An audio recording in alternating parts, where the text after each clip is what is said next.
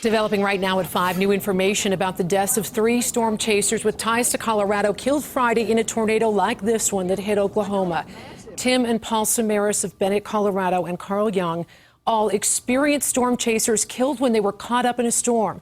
Crews from the area say this is the car the men were in at the time of the crash.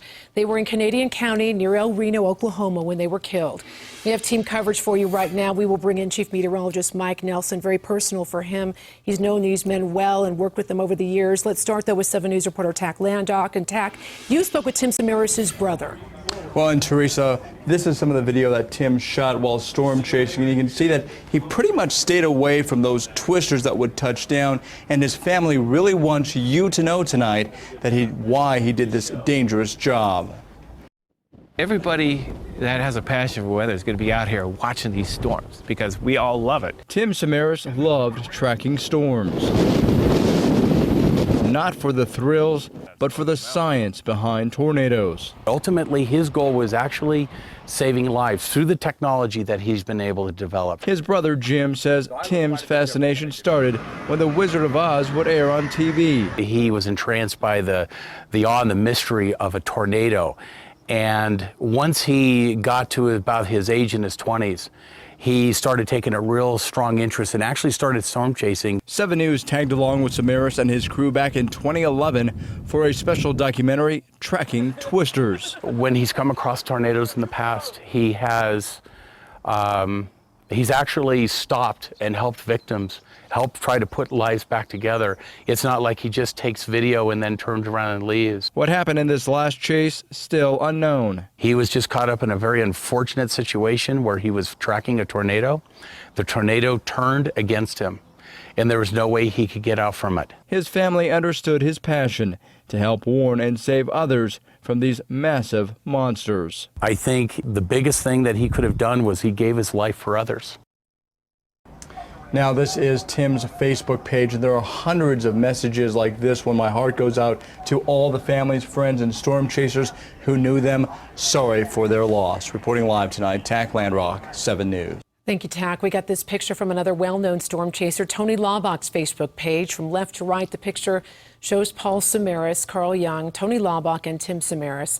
Tim was considered a leader in storm chasing expertise and tornado research. He has worked with National Geographic, the Discovery Channel, Boeing, and the federal government. Tim, also well known to our 24/7 weather team, Chief Meteorologist Mike Nelson now. And Mike, I'm so sorry. I know this tragedy really hits home. I have known Tim for many years, 20 years or more, and he is a good friend, a constant professional, and he was one of the best in his field tracking storms like this one and spreading awareness about these dangerous storms. A couple of years ago, we spent 4 days together traveling about 2,000 miles doing what he loved and what he did best. Radar indicators severe thunderstorm.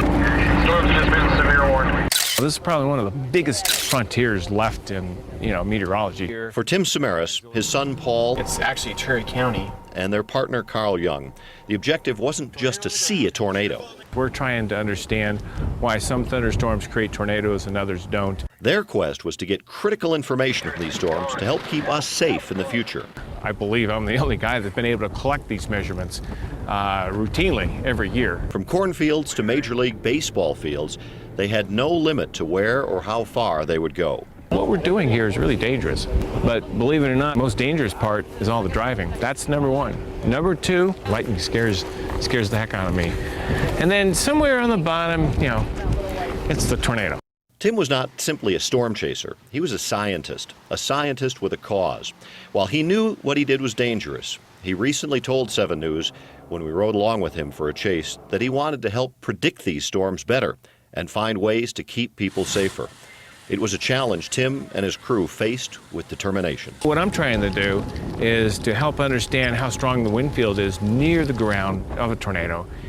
And we hand that information off the structure engineer. If the house doesn't fall apart, people are taking refuge on the inside of the home, you might have saved their lives. I've been in contact with Tim's wife, Kathy, and she sent along the following statement, quote, "We would like to express our deep appreciation and thanks for the outpouring of support to our family at this very difficult time. We'd like everyone to know what an amazing husband, father, and grandfather he was to us."